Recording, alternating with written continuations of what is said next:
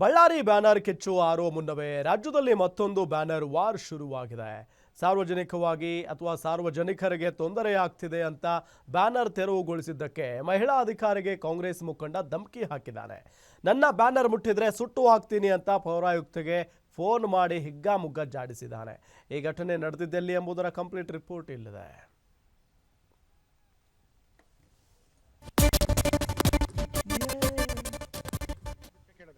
ನಮ್ ಬ್ಯಾನರ್ ಏನೋ ಬಿಚ್ಚಿದಿರಿ ಅಂತಂದ್ರೆ ಬಂದ್ ಬೆಂಕಿ ಹಚ್ಚಿಸ್ಬಿಡ್ತೀನಿ ಅಂತ ಹೇಳಿದೀನಿ. ನಾನು ಇನ್ನ ಒಳ್ಳೆತನ ನೋಡಿದೀನಿ, ಕೆಟ್ಟತನ ನೋಡಿಲ್ಲ ಸರ್. ಒಂದ್ ನಿಮಿಷ. ಕಾಂಗ್ರೆಸ್ ಮುಖಂಡ ರಾಜೀವ್ ನಿಂದ ಜೀವ ಬೆದರಿಕೆ. ಬ್ಯಾನರ್ ಕಿತ್ತಿಲ್ಲ ಸರ್, ತೆಗ್ಬಿಟ್ಟದ ಆಫೀಸಲ್ಲಿ ಇಟ್ಟಿದ್ದಾರೆ. ನಾನು ಯಾವನ್ ಬಿಚ್ಚಿ ಸರಿ ನಾನು ಏನು ಅಂತ ತಂದೀಗ ಸುಟ್ಟು ಹಾಕ್ತೀನಿ ಅಂತ ಜೀವ ಬೆದರಿಕೆ ಹಾಕಿದ ಡಿಕೆಶಿ ಆಪ್ತ. ನಾಳೆ ಬಿಟ್ಟು ಓಡ್ಬಿಡ್ಬೇಕು ತಾಲೂಕಾ ಕೆಲಸ. ಸರ್ ನೋಡಿ, ಅವರು ಫಸ್ಟ್ ಪರ್ಮಿಷನ್ ಅಪ್ಲೈ ಮಾಡಕ್ ಹೇಳಿ, ಏನು ಮಾಡಿಲ್ಲ. ಬ್ಯಾನರ್ ಇಲ್ಲಿಗಲ್ ಕಟ್ಬಿಟ್ಟು ಹೋಗಿದ್ದಾರೆ. ಬ್ಯಾನರ್ ಕಟ್ಸಿದ್ದೀನಿ. ಮಹಿಳಾ ಅಧಿಕಾರಿಗೆ ಏಕವಚನದಲ್ಲಿ ಬೈಗುಳ, ಧಮಕಿ. ಬಳ್ಳಾರಿಯ ಬ್ಯಾನರ್ ಗಲಾಟೆ ತಣ್ಣಗಾಗ್ತಿದ್ದಂತೆ ಚಿಕ್ಕಬಳ್ಳಾಪುರದ ಶಿಡ್ಲಘಟ್ಟದಲ್ಲಿ ಬ್ಯಾನರ್ ಗಲಾಟೆ ಜೋರಾಗಿದೆ. ಎಸ್, ಸಚಿವ ಜಮೀರ್ ಅಹಮದ್ ಖಾನ್ ಪುತ್ರ ಜೈದ್ ಖಾನ್ ನಟನೆಯ ಕಲ್ಟ್ ಸಿನಿಮಾದ ಪ್ರಮೋಷನ್ಗಾಗಿ ಶಿಡ್ಲಘಟ್ಟದ ಮೂಲೆ ಮೂಲೆಯಲ್ಲಿ ಅನಧಿಕೃತ ಬ್ಯಾನರ್ ಹಾಕಲಾಗಿತ್ತು.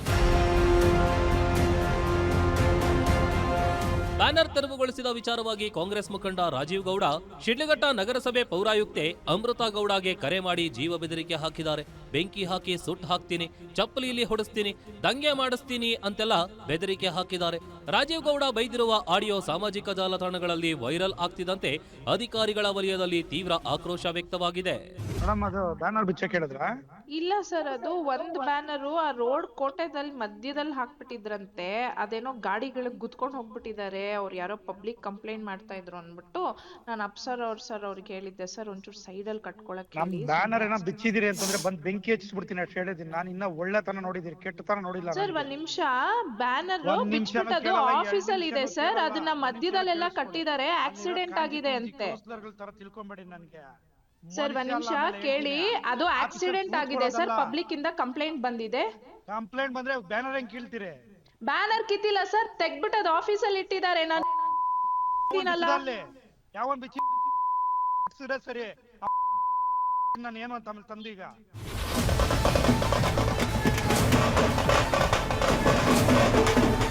ಕಾಂಗ್ರೆಸ್ ಮುಖಂಡನ ಈ ಆಡಿಯೋ ವೈರಲ್ ಆಗ್ತಿದ್ದಂತೆ ಇಡೀ ಜಿಲ್ಲೆಯ ಜನತೆ ಕೆರಳಿ ಕೆಂಡವಾಗಿದ್ರು.